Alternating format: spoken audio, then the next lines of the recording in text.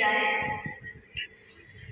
Form भरे गए, सभी ने फॉर्म भरे। घर वालों ने सुनो को भी कहा कि तुम क्या शिविर में चले जाओ।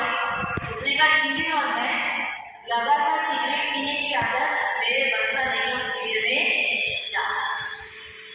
और अभी नई पिक्चर लगने वाली है, मुझे तो पिक्चर का शो देखने जाना है। उसने प्रवेश पत्र नहीं भरा।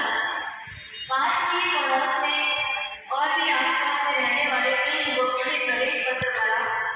घर वाले क्या करें, कह ही सकते हैं युवा पीढ़ी से जबरदस्ती की नहीं जा सकती।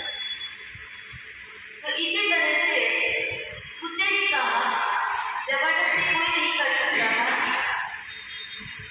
आखिर शिविर जाने से एक दिन पूर्व की बात है।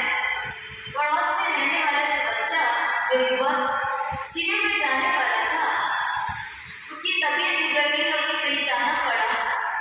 जो भी कारण बना, उसका प्रवेश पत्र उसके पास था। उसने इनके घर पर आकर के कहा, मेरा बेटा शिविर में जाना तो चाहता था, पर अमुक कारण बन गया, इसलिए नहीं जा रहा। अब वह प्रवेश पत्र उसका खाली ही पड़ा। आखिर घर वालों ने कहा, देखो तुम्हारा मन भी या नहीं हो, ये प्रवेश पत्र है, उम्र दोनों की समान ही है, उस युवक की जगह तुम चले जाओ। कुछ पूर्व जन्म के संस्कार होंगे, कुछ थोड़ा सा विनय विवेक होगा। माता पिता बड़ों की आज्ञा को स्वीकार किया और वह युवक कावी के उस शिविर में पहुंच गए। शिविर का प्रथम दिन जैसे ही शिविर का था, पहले बाहर सिगरेट फूकी, फिर बिना मन से सभी शिविरार्थियों के साथ सबसे पीछे की पंक्ति में जाकर बैठे। आपने देखा होगा आपकी स्कूल लाइफ में भी जितने भी शरारती बच्चे होते थे वो कहाँ बैठते थे? सबसे पीछे बैठते। जितने भी बुद्धिमान होते हैं, इंटेलिजेंट होते हैं, वो कहाँ बैठते हैं? सबसे आगे की पंक्ति में बैठते हैं। बता कह रहे हैं हम बुद्धिमान है, आगे बैठते हैं। ये बात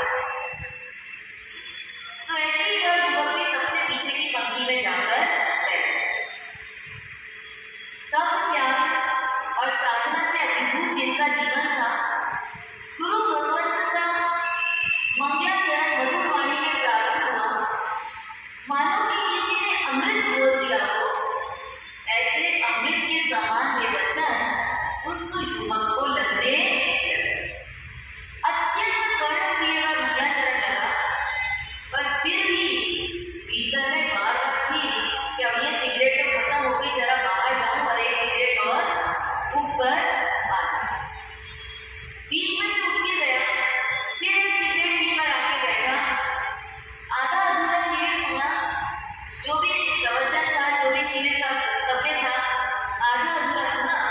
फिर भी जितना सुना उतना बहुत ही अच्छा लगा। अगला दिन फिर आया, पीछे की पंक्ति से थोड़ा आगे आए, फिर आगे से फिर थोड़ा बीच में आए, और फिर एक दिन ऐसा आया कि बीच में से सबसे आगे पहुंचे। और उस युवक ने उस शिविर में, ये कोई शायद 3 दिन का शिविर था या 5 दिन का शिविर था, 1-2 नहीं, कुंवारे थे, अपने जीवन में 62 नियम को एक साथ सीखा। कितने? 62 नियम। कौन थे वो युवक? ये बता सकते हैं आप कैसे? वर्तमान में जैन समाज के अत्यंत प्रसिद्ध युवक, 40,000 युवकों के साथ सेनापति, जो 40,000 युवकों का जिन शास्त्रों में संचालन करते हैं, ऐसे कल्पेश भाई ईशा, ये उनका प्रारंभिक जीवन कि इतना सा सत्संग, इतना सा सानिध्य, इतने से शिविर ने उनके जीवन में कितना भारी परिवर्तन कर। कहने का अर्थ है विशेषताएं हैं, कुछ आपने